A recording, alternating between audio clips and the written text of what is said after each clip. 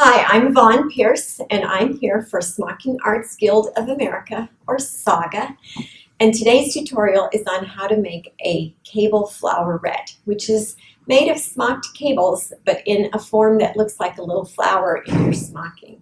So today we're going to start off using 4 strands of stranded floss. You can use DMC, you can use Anchor, you can use Presentia, you can use Cosmo, which is a Japanese thread. Any threads that you want to smock with are fine, but you want to use something that is good quality and that the colors are true and don't run. Use a 7 darner needle. It's got a bigger eye, so it'll be easier to thread the needle, and it'll also help the needle pull the 4 threads through the fabric. You're going to start out with a cable, and to start my cables, I come up through the middle of the first 2 pleats that I'm going to stitch on, from the wrong side to the right side. And I'm using my pleating thread as my guide row. I'm going to do a series of 3 cables on one side of the pleating thread and then 3 cables on the other side of the pleating thread. You're going to bring your needle back through the first pleat, and the reason you do this is so that the beginning of the flowerette looks just like the ending of the flowerette. So I'm going to bring this through, and then I smock sideways. So I put my fabric over my first finger, my second finger goes behind, my third and fourth finger go in front of the fabric. If you are smocking and you get down to row 10, and of course our fingers aren't that long, you can actually just fold the fabric so that you're still working over the front part of your finger. So I'm ready for my first cable. I'm going to move my thread to the right, so that I call this a right cable. If you're used to smocking like this, then that would be a down cable. So I'm doing my first cable. You want to place your needle into the fabric a thread width away from the pleating thread. And then you want to catch your thread over your thumb, and you want to take your needle and straighten out the thread on your stitch. The important part is right here, because this 1/8 of an inch of fabric, or 1/4 inch of, not fabric, thread, this bit right here, this is what's actually going to be laying on top of your pleats, not the stuff that's up by the needle. So this is the most important part right here. So I've got a right cable. I'm going to come back, put my needle in 1 thread widths away, and make a left cable. So I'm throwing my thread to the left, and then I'm going to come back and I'm going to put my needle in with my thread to the right. Saga has a great cable tutorial on their website. If you want to brush up on your cable before you start your flowerette stitch, you can go to the website, which is www.smocking.org, and click on the link for the cable tutorial if you want to practice. So I've got my 3rd stitch, which is another right cable. To finish, I'm going to take my needle to the wrong side of the fabric in the valley between the last 2 pleats that I stitched on. And you want to make sure that your needle does not go through the pleating thread. So I'm going to pull that to the back, and then I'm going to rotate my fabric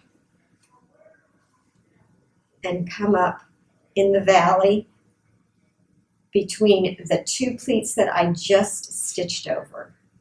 The last 2 pleats I stitched on the top row are going to be the first 2 pleats I stitch on my bottom row. So I'm coming in through the valley, and then I'm going back through the first pleat. And this time I'm going to do a right cable, and it's going to butt right against the cable that I did on the previous row. I'm going to go to my new pleat, Make sure that my threads are nice and straight.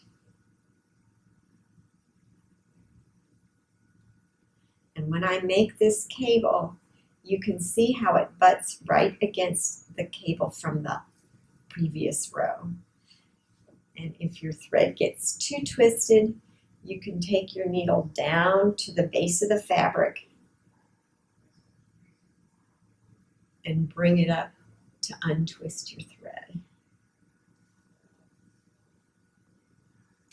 Now I'm going to do a left cable. Again, I'm putting my needle in a thread width away.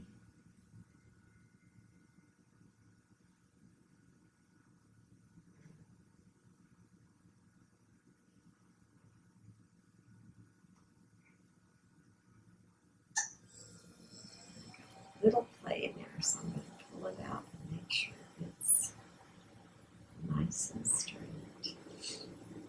And then I'm going to do one more right cable. And I'm looking, and I want to make sure that I put my needle into the fabric at the same depth as my original stitch on the top row. Make sure my thread is straight. And I've got that stitch butted against there. And then I can take my needle to the back in the valley between the last two pleats that I sewed over. To tie off, I'm going to turn to the back side, and I usually take 2 cable stitches and then loop my thread to tie off. And then to finish it, sometimes you'll see on the plates where they do a French knot in the center of the flowerette cable. You're only going to use 1 strand of stranded floss to do that. And you're going to come up in the middle of your flowerette, and you're going to take your needle, bring it up against your thread and make a loop, and bring it back down into the side of your smocking stitch. You want to keep tension on the thread to keep that loop in there, and then you have a nice little center for your flowerette. Now I used 4 strands, and up here you can see I've got 2 samples. This one is a little bit fuller. This flowerette only uses 3 strands of stranded floss. Many times when you're smocking, if you're doing trellising or just a row of cables, you use 3 strands of stranded floss. And it's easy to just pick up your needle and you've got it threaded with 3 strands and you can make your flowerette. But if you use 4 strands, it gives you a little fuller coverage of your flowerette. So I hope you've enjoyed this tutorial. Go to smocking.org to have links to other tutorials that Saga has provided for you. And thanks for joining us.